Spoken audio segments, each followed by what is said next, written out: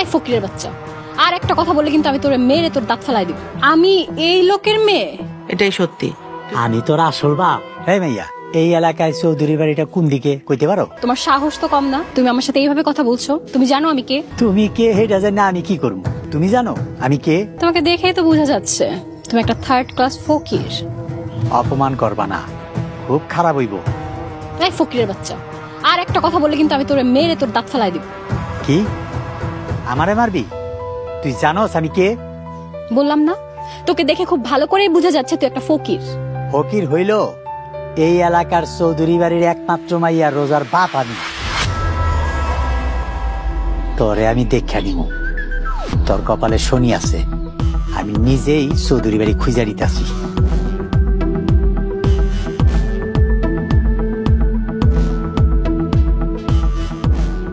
আপামনি, আপনি কই হারিয়ে গেছিলেন? আপনার খুঁজতে খুঁজতে আমি শেষ। নীলা, চৌধুরী বাড়িতে রোজা নামে আর কোনো মেয়ে আছে নাকি রে? কি যে কোন, পুরা গ্রামের ভিতরে রোজা নামে একটাই, তাও আপনার। হঠাৎ এই প্রশ্ন করলেন কেন?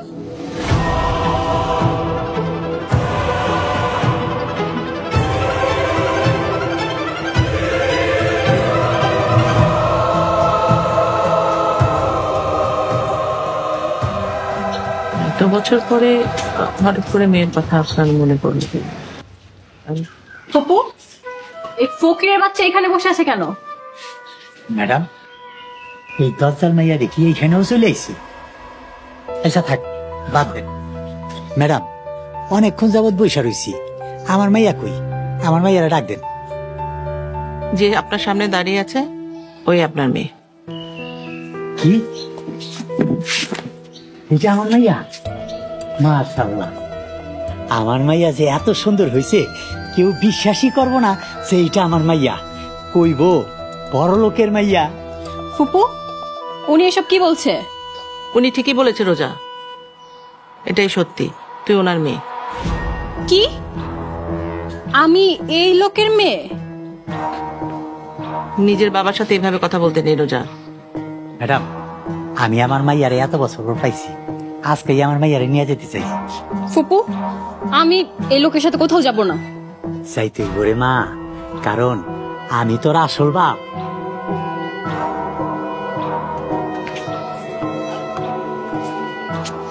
ম্যাডাম, খাওয়ানোর ব্যবস্থা করেন, অনেক খিদা লাগছে, সেই সকালে খেয়েছি।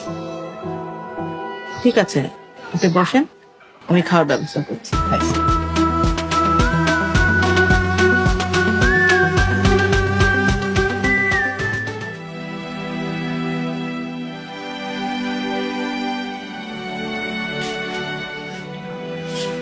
এসেছিস? বস।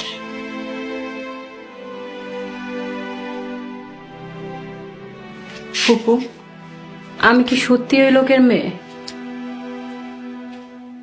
হ্যাঁ রে মা। তাহলে তুমি এই কথা আমাকে আগে কেন বলনি? তখন তো প্রয়োজন বোধ করিনি, তোকে আমার ভাই আর ভাবি দত্তক নিয়েছিল। তোর বাবা যে ফিরে এসে তোকে নিয়ে যাবে সেটা তো আমরা কখনো ভাবতে পারিনি। আমি কোথাও যাব না ফুপু।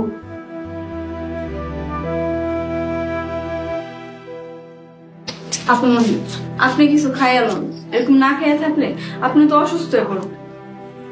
যা, আমার চোখের সামনে থেকে যা, আমি কিচ্ছু খাবো না।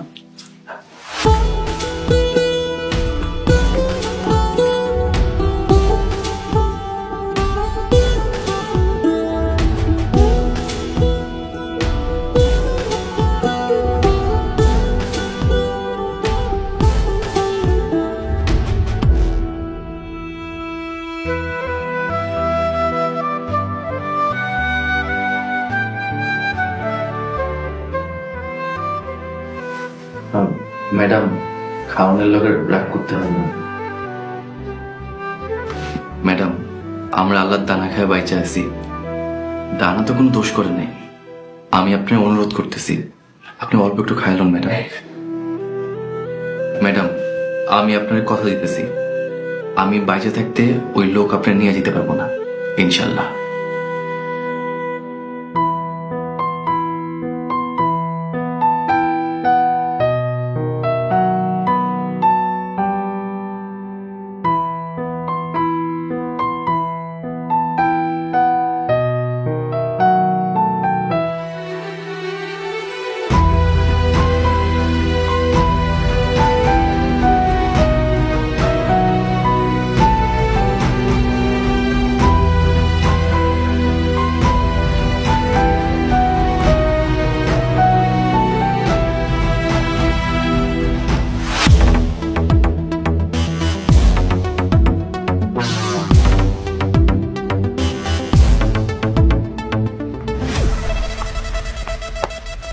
আব্বা আপনি এখানে?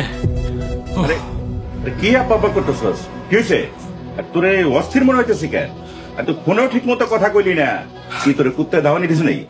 না আব্বা, কথা মুখ দিয়ে বেরোইতেছে না, অস্থির হয়ে গেছি।